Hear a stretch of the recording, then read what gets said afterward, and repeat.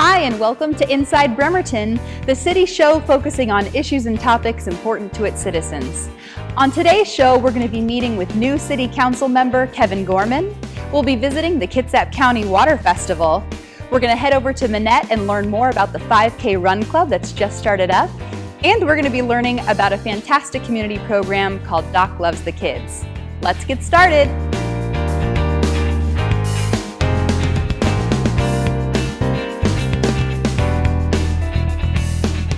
Joining me now is new City Council member Kevin Gorman. Kevin, thanks for joining me.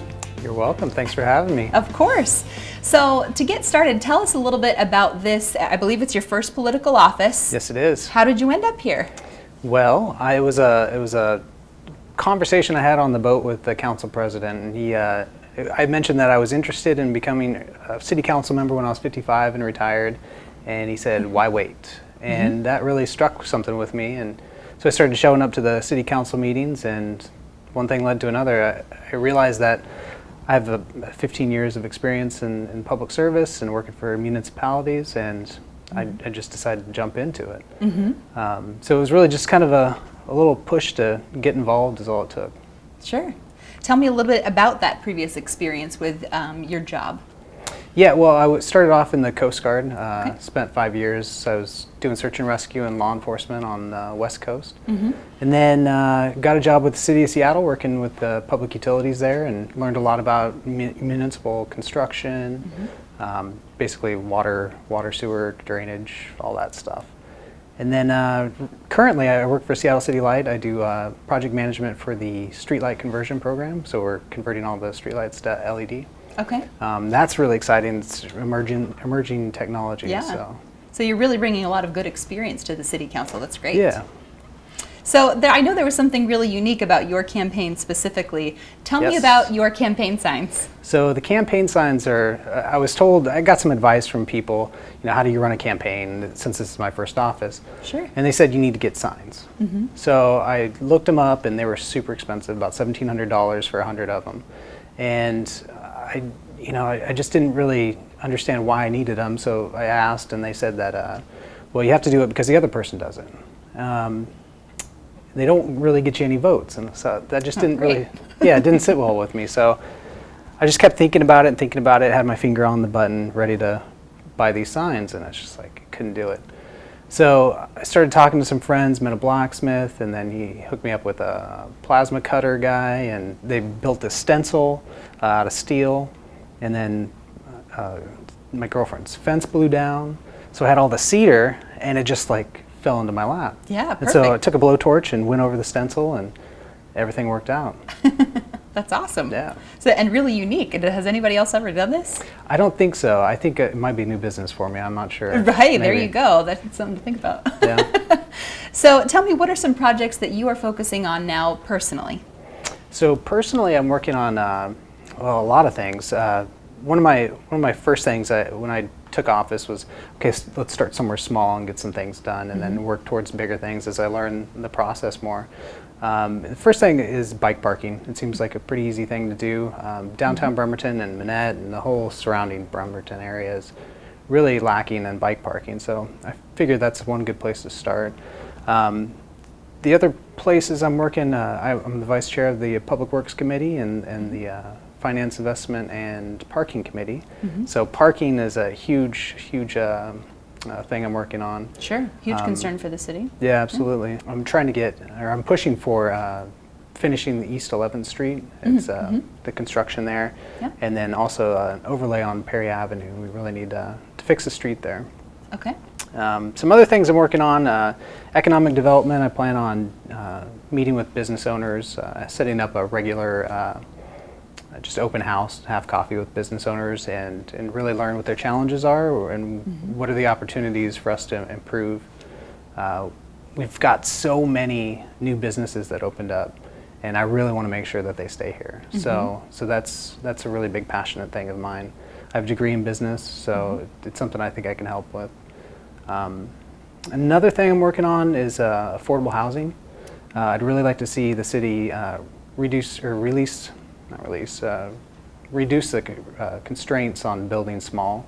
Sure. I'd like to see more ADUs, accessory dwelling unit, mother-in-law apartments. Yep. We need a huge, wide area of housing for people.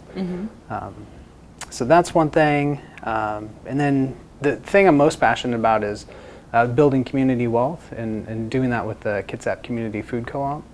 So we're giving people access to really healthy food. That's something I'm really passionate about. Can you describe the program a little bit for our viewers? Yeah, it's a cooperative business model, and what that means is it's owned by the community. Okay. So just like a normal corporation has shareholders, and the shareholders invest money, and usually that money is shipped offshore, out of state, somewhere else. This money stays here locally. So it's really a way for us to build our community wealth. In doing so, we could really improve the access to food here. Bremerton's a food desert downtown. There's no grocery store, so that's something I'm really passionate about. And that's a certain amount of miles away from a food source, is that correct? A food desert? Correct, yeah. Okay.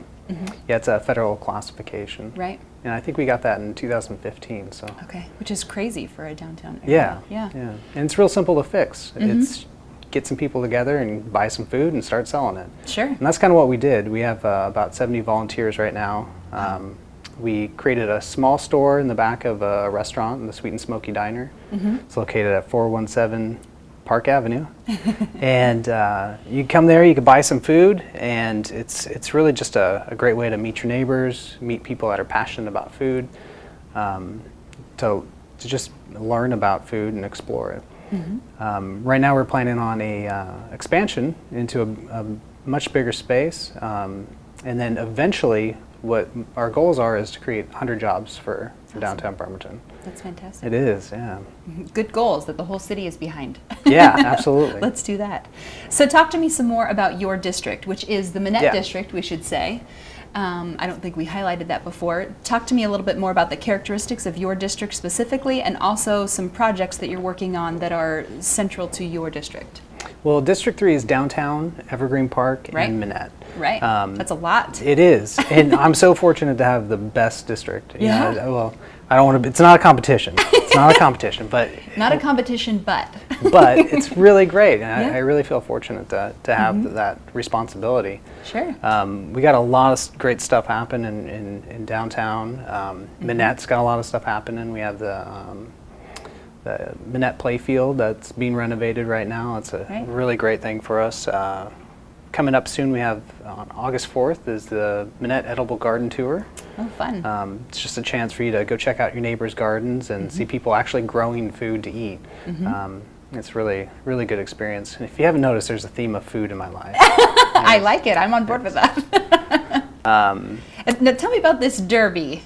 Derby, yes, Yeah. the first annual Duffin Derby. Okay, tell me more.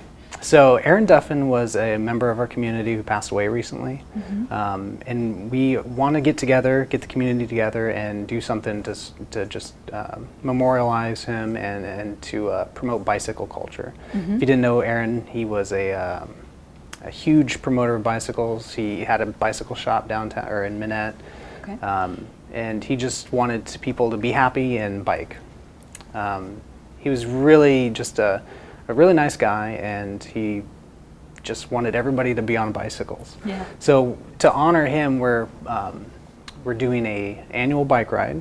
It's going to start in Manette, and it's going to come downtown, and it's going to go up to Evergreen Park, and then go back to Manette.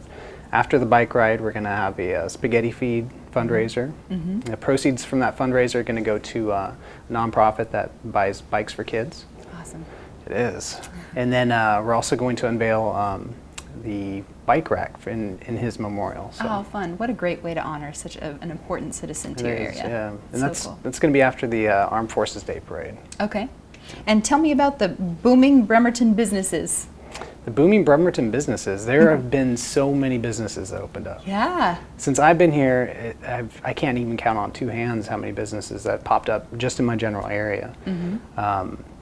I think that's a huge asset for us right now. We're definitely on the move, and I definitely want to see that continue. So I'm going to open myself up to really talk to business owners and help them with any kind of things that they need. I really want to make sure that everybody feels, welcome to come talk to me, give me a phone call.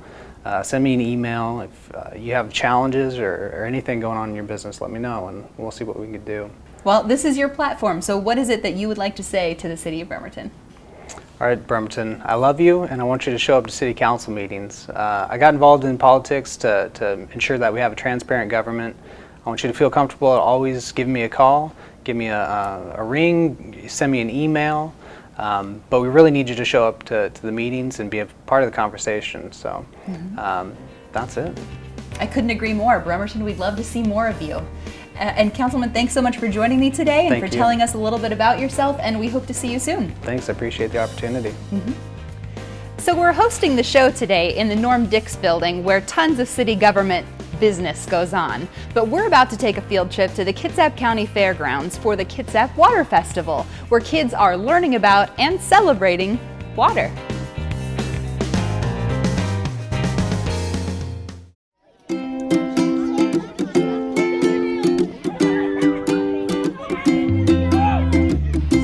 The annual Kitsap Water Festival held at the Kitsap County Fairgrounds, and it is about 1,200 elementary students, primarily 3rd and 4th graders from all around the county, that come and they learn all about water stuff. Typical day is they will come in by bus, and while they're here they'll attend 3 to 4 classroom presentations. They're about 25 to 30 minutes apiece here in the pavilion.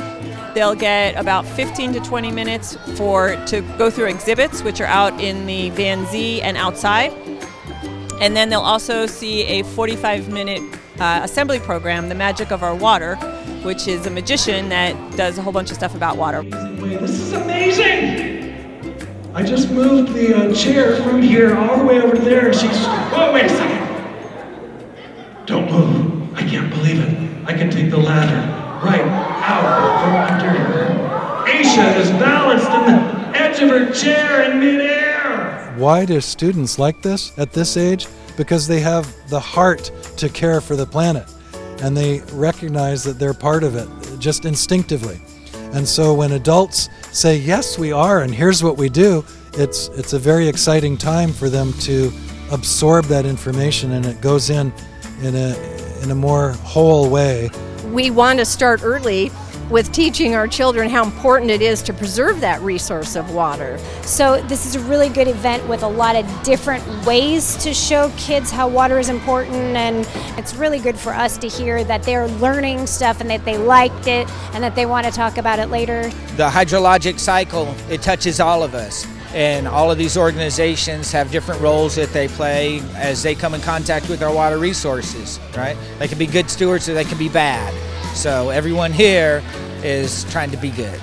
And they're at the age where they're kind of interested in that, and they're old enough where they can understand some of those concepts. We ask the presenters to bring hands-on activities that will really resonate with the kids and get them involved in whatever the topic is that they're talking about. I just think it's fun. They're doing so many hands-on things, and it's all really interactive, and they can get dirty with the fish printing or looking at soils and stuff like that. And they're not at school, and it's not raining outside, so that's huge too. It teaches them that they're empowered, they can do something even at their young age. Like you said, everybody has a little role to play, and these kids, they can turn off that tap when they brush their teeth. That's within their grasp. They know that this isn't some theoretical thing for adults only. They know that everybody has a role to play. Everybody does a little bit to improve. Clean up after your dog, fix your car leaks, minimize your use of yard and garden chemicals. All those kinds of things can have a positive impact. Right? I don't wash my car all winter long. Look how much water I'm saving. If people are interested in volunteering, it's a great, really fun event to work at. There's so many different things to help out with. There's a setup crew, cleanup crew. We need muscle. The fish printing, we need people that have, the smell of fish doesn't bother them because it does get pretty pungent, odorous, I guess. But there's something for everybody. I think if they want to get involved, yeah. Water Festival!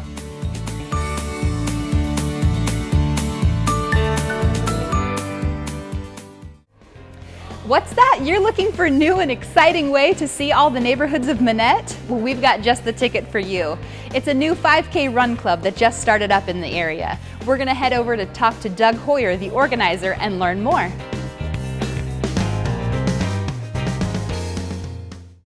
Hi, I'm Doug Hoyer, and I am the founder of the Manette 5K Club here in Bremerton.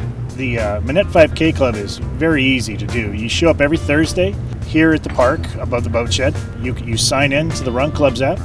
It's open for anybody. Walkers, joggers, runners of all levels are welcome. Well-behaved dogs on leashes, kids are welcome, and strollers are perfectly fine. It's a family event. It's to come out, be fit, be social, get to know your community, and support local businesses. Manette does have a very good community vibe to it.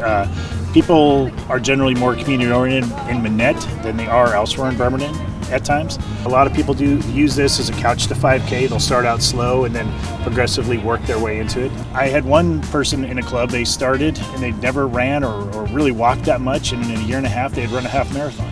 Well, right now the best place to find us online with the most information would be Facebook, and it's just Manette 5K Club. Like it and share it with your friends. We'll have more information come out all the time. It's not just once a week. We post many things. Remember, you don't need to be a super duper runner or be super fit to do this. Anybody can come out and do this. It's more about the people that you run with and the community you support.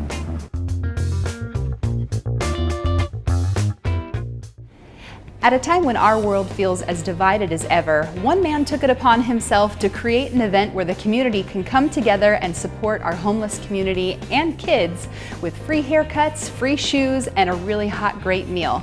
BCAT was fortunate enough to go attend this event. Let's take a look. We're at the, this is the 5th annual DocLuvTheKids event. We're at the Masonic Temple, West Bremerton on 5th Street. This is the 5th year. We're giving out shoes to everyone, free food for everyone, haircuts outside, and it's just a great thing because the community come together to put this together to make this happen. It's always good to give back and kind of take back to the community and kind of help them out. So it wasn't an option to say yes, it was automatic. So it's just neat to see even mommies coming in with their kids or daddies coming in with their kids, and you just know you're touching the whole community.